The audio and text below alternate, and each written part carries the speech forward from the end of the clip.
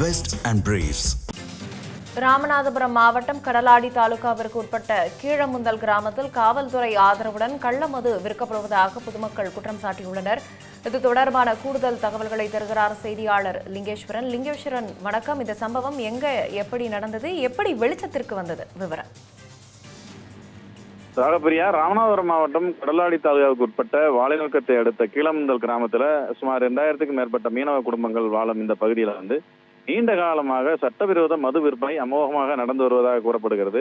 இதனால் பள்ளி சிறுவர்கள் முதல் பெரியவர்கள் வரை போதைக்கு அடிமையாகி சீரழியும் அவலம் தொடர்வதாக அங்கு சொல்லப்படுகிறது.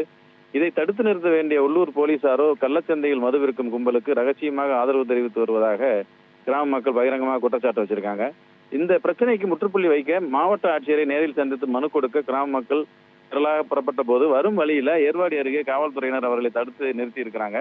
கலெக்டரிடம் மனு கொடுக்க வேண்டாம் என்று கூறிய புகாரை மறைக்க போலீசார் சமரச முயற்சியில் ஈடுபட்டதாக மக்கள் வந்தளிச்சு போய் சொல்றாங்க. சட்டத்தை நிலைநாட்ட வேண்டிய அதிகாரிகளை குற்றவாளிகளை காக்க முயன்றதாக புகார் எழுந்துள்ளது. இருப்பினும் காவல்துறையின் தடைகளையும் மீறி மக்கள் குறைதீர் கூட்டத்திற்கு வந்த மாவட்ட ஆட்சியரை வழியிலேயே மறைந்த கிராம மக்கள் தங்கள் கிராமத்தில் நடக்கும் அவலங்களை எடுத்து கூறி அவர்களிடம் தங்களது கோரிக்கை மனுவை வழங்கியிருக்கிறாங்க. சட்டத்தை காக்க வேண்டிய அதிகாரிகள் இப்படி சட்டவிரோத செயல்களுக்கு துணை போனால் எங்களை மாதிரி சாமானிய மக்கள் யாரை நம்புவது?